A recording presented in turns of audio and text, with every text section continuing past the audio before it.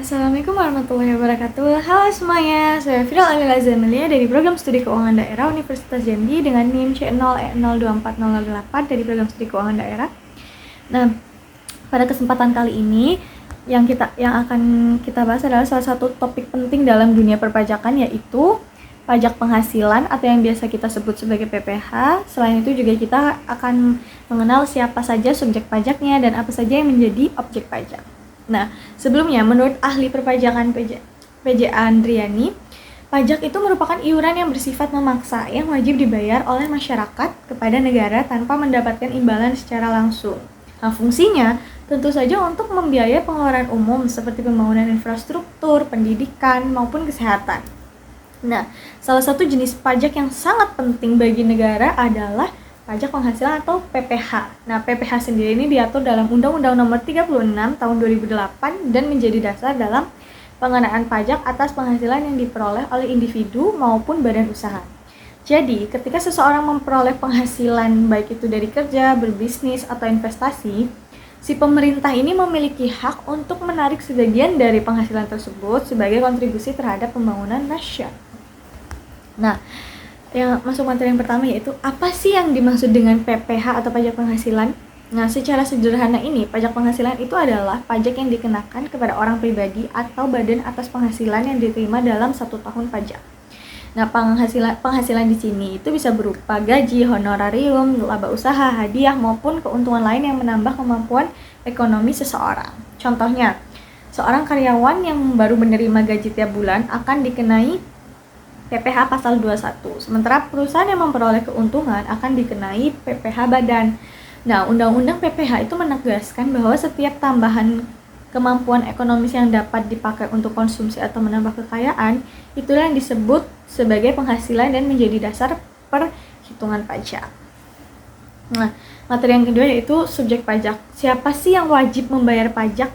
Nah, setelah tahu apa itu tadi PPh ya kan, nah sekarang kita bahas siapa sih yang dikenai kewajiban membayar pajak. Nah, inilah yang disebut sebagai subjek pajak.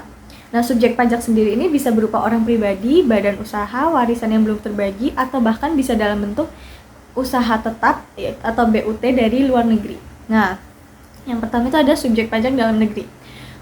Yaitu untuk orang pribadi yang disebut subjek pajak adalah mereka yang tinggal di Indonesia lebih dari 183 hari dalam 12 bulan atau memiliki niat untuk menetap di Indonesia. Nah, sedangkan untuk badan dalam negeri adalah setiap badan hukum atau perusahaan yang didirikan atau berkedudukan di Indonesia. Nah, yang kedua ada subjek pajak luar negeri. Nah, subjek pajak luar negeri ini mencakup orang pribadi atau badan yang tidak tinggal di Indonesia, tapi tetap menjalankan usaha di Indonesia melalui tadi itu, yaitu BUT, yaitu bentuk usaha tetap. Misalnya nih, perusahaan asing yang membuka cabang di Indonesia, mereka itu tetap dikenai pajak atas penghasilan yang diperoleh di Indonesia loh. Nah, selain itu, ada juga yang tidak termasuk subjek pajak. Misalnya, yang pertama ada Badan Perwakilan Negara Asing. Yang kedua ada pejabat diplomatik yang bukan WNI dan tidak menjalankan usaha di Indonesia. Yang ketiga ada serta organisasi internasional seperti ADB, IMF, atau UNDP. Nah, selama mereka memenuhi syarat yang diatur oleh Kementerian Keuangan. Nah, materi yang ketiga yaitu objek pajak. Apa saja yang dikenai pajak sih? Nah, setelah kita tahu siapa tadi yang wajib bayar pajak, sekarang kita akan masuk ke apa saja sih yang dikenai pajak atau yang kita sebut sebagai objek pajak. Nah, menurut Undang-Undang Nomor 36 Tahun 2008, objek pajak adalah setiap penghasilan yang diterima atau diperoleh dari si wajib pajak, baik dari dalam negeri maupun luar negeri. Artinya, selama ada tambahan kemampuan ekonomis, maka penghasilan tersebut itu bisa menjadi objek pajak, guys. Nah, contohnya itu ada yang pertama, objek pajak bagi wajib pajak dalam negeri, yaitu yang pertama ada gaji, upah, tunjangan, honorarium, bonus, dan pensiun. Yang kedua ada hadiah dari undian atau penghargaan. Yang ketiga laba usaha. Yang keempat ada keuntungan karena penjualan atau pengalihan harta. Yang kelima ada dividen dan bunga dari investasi. Nah, yang keenam ada royalti atau sewa. Yang ketujuh ada juga yang terakhir nih penghasilan karena selisih kurs mata uang asing. Nah, sedangkan untuk wajib pajak luar negeri, penghasilan yang dikenai pajak hanya terbatas pada yang bersumber dari Indonesia saja. Maksudnya seperti bunga, dividen, royalti, dan imbalan jasa yang dibayarkan oleh pihak di Indonesia. Nah, lalu bagaimana dengan bentuk usaha tetap atau BUT? Nah, objek pajaknya itu mencakup semua penghasilan yang diterima BUT, baik dari kegiatan usahanya di Indonesia maupun di luar negeri, guys. Jadi selama ada hubungannya dengan kegiatan usaha di Indonesia.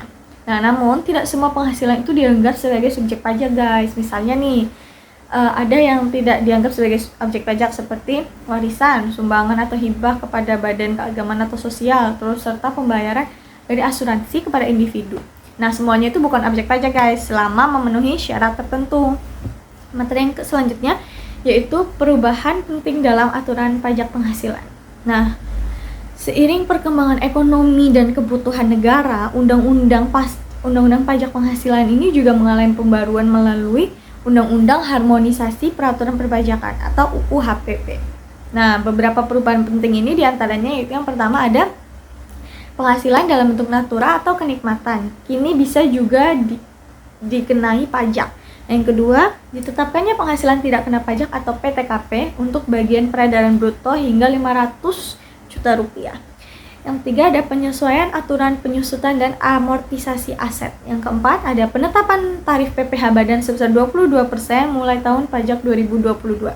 Nah, yang kelima, ada penambahan tarif progresif PPh pasal 21 hingga 30% untuk penghasilan tinggi. Nah, yang keenam, ada pemerintah juga diberi kewenangan lebih luas dalam kerjasama perpajakan internasional untuk mencegah penghindaran pajak. Nah, perubahan-perubahan ini itu menunjukkan bahwa sistem perpajakan Indonesia itu terus beradaptasi agar tetap relevan, adil, dan efisien dalam mendukung pertumbuhan ekonomi nasional. Nah, kesimpulan dari materi yang kita bahas tadi yaitu pajak penghasilan atau PPh adalah bentuk kontribusi penting masyarakat kepada negara. Subjek pajaknya adalah pihak yang menerima penghasilan, baik individu maupun badan, sedangkan objek pajaknya adalah penghasilan itu sendiri, dalam bentuk apapun yang menambah kemampuan ekonomi si wajib pajak. Nah, melalui sistem PPh yang baik, negara itu dapat memperoleh dana untuk pembangunan, meningkatkan kesejahteraan masyarakat, dan menciptakan stabilitas ekonomi yang berkelanjutan loh, guys. Jadi, sebagai warga negara yang baik, kita semua memiliki tanggung jawab untuk taat membayar pajak dan memahami dasar-dasar seperti PPh, subjek pajak, dan objek pajak. Kita tidak hanya jadi warga yang patuh hukum aja gitu, guys, tapi juga ya bisa ikut berkontribusi dalam kemajuan bangsa. Nah, segitu aja yang bisa aku sampaikan. Kurang lebihnya aku mohon maaf. Terima kasih. Assalamualaikum.